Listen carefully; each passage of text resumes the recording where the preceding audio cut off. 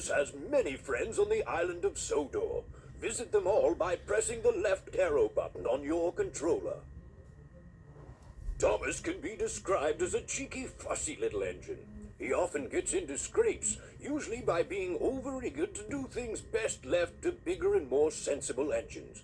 But clouds never last long in Thomas's life, and he's soon bustling about again, playing his part in the yard and on his very own branch line, of which he is extremely proud. James is a medium-sized engine. His 6 driving wheels are not as big as Gordon's and not as small as Thomas's. He has a fine scarlet coat and brass dome and likes to think of himself as a really splendid engine. This can occasionally lead to highfalutin ideas about the sort of work suitable for such a noble creature. Invariably, they land James in trouble.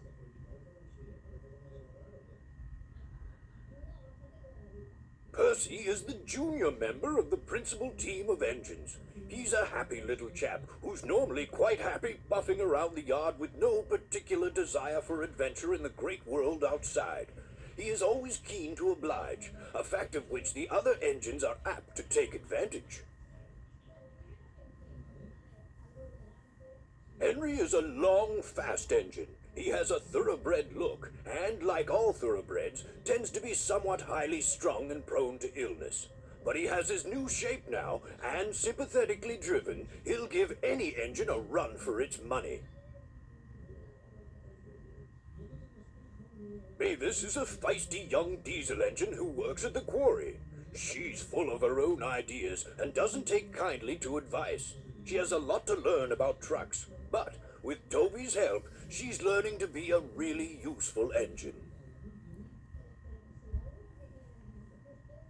Gordon is the senior member of the engine family, the fastest and most powerful of my string, and he knows it. He's good-hearted, though, and always willing to forgive, and use his superior strength to help smaller engines out of trouble. Toby is old-fashioned, both in looks and outlook. Every engine, no matter how old, wants to be really useful, and having once nearly been scrapped, Toby is always happy to work. He's not above being temperamental sometimes, but since he works mainly up an outlying quarry line, he can work off his moods without causing grief to anyone, except his own faithful coach, Henrietta.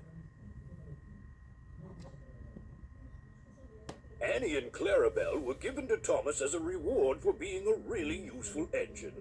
They're much loved, but have both seen better days. Annie carries passengers. She's always pulled by Thomas and travels facing him. Clarabelle is a composite coach. She has one section for passengers and one for luggage and the guard. Clarabelle always travels behind Annie, facing away from Thomas.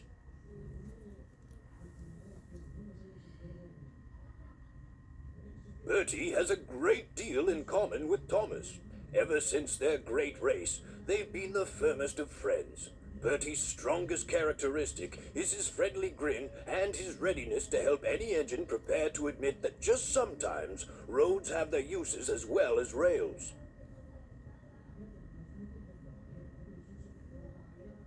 In a railway family, Harold can hardly avoid having a high profile. He brings a welcome spot of dash to the quiet landscape of Sodor whenever he appears, and even if the noise he makes is occasionally wearing, he is good-hearted, and the engines are always pleased to see him.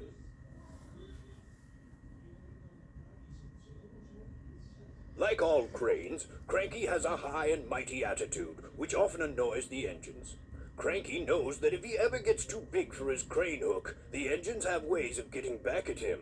However, Cranky enjoys teasing them because, he says, it makes for good working relationships. But don't ask Percy if he agrees. It's been many years since I first came to Sodor as a railway engineer. I rose quickly in the company, being a director at an early age, and eventually chairman.